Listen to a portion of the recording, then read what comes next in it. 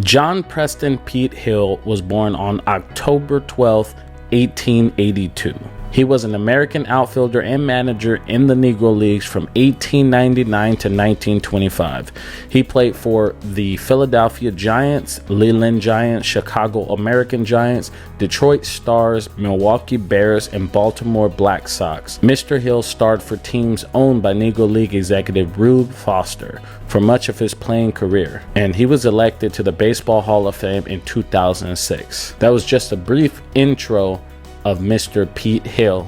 Now we're going to get more into it. The 6'1", 215-pound Hill was considered the most important member of three of the most talented Negro League teams to ever play.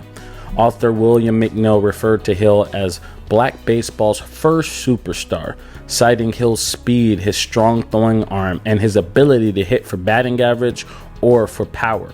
He spent much of his career playing for teams run by Negro League pioneer Rube Foster, and Foster usually built his teams around Hill. So as you can see, he was a five-tool player, which if you're a young player out there, work your butt off and become a person that has those five tools. From 1904 through 1907, he was the star left fielder for Sol White's great hitting Philadelphia Giants.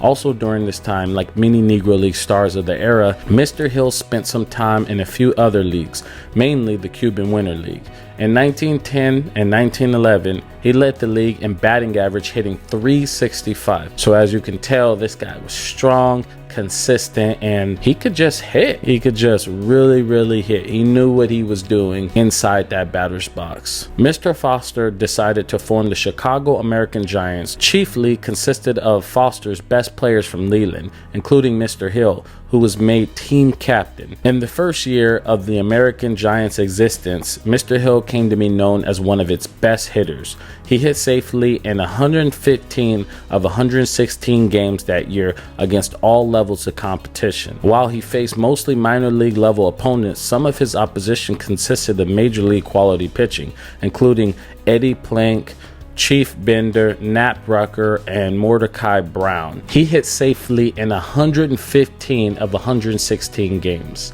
So as you see right there, he was in a league of his own. Super consistent hitter. Cumberland Posey, owner of the Homestead Grays and famous black baseball player, manager, and executive, once called Mr. Hill the most consistent hitter of his time. He also maintained that the left-handed Hill could hit both left-handers and right-handers equally well. Besides being a top-class hitter, Mr. Hill was known to have great power. Although not enough home run and RBI numbers were preserved for precise statistics, as was the case with other Negro League players, sports writer and fellow player Jimmy Smith put Hill on his 1909 All-American team. While playing for Foster, the two had a close friendship, and in 1999, Foster asked Hill to become the player/manager of the newly formed Detroit Stars. Mr. Hill was then 36 years old, but agreed to take on the job. By his third year, Mr. Hill was respected by his players and continued to hit, with an average of .388 in 1921 to lead the Stars. After his stint with Detroit, Mr. Hill went on to play with three more Negro League clubs, also spending time in other leagues. As his playing career came to an end, he played his last game with the Baltimore Black Sox in 1925. Mr. Hill attempted to follow in Foster's footsteps and take a baseball front office job. His final position in pro baseball was as the field manager of the 1924-1925 Baltimore Black Sox. Mr. Hill died at age 69 in Buffalo, New York. Mr. Hill was inducted into the Baseball Hall of Fame in 2006, along with 16 other Negro League and pre-Negro League figures.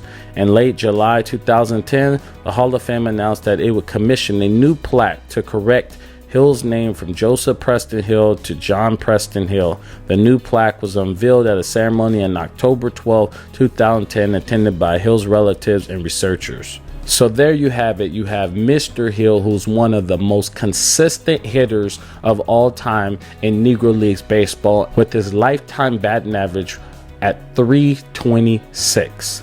And that's only on record. That that number could be higher. You know, it's really interesting when I do research and I learn about these players, and it just opens up a new world for me. And if you're enjoying this, definitely hit the like button, subscribe to the channel if you're new here.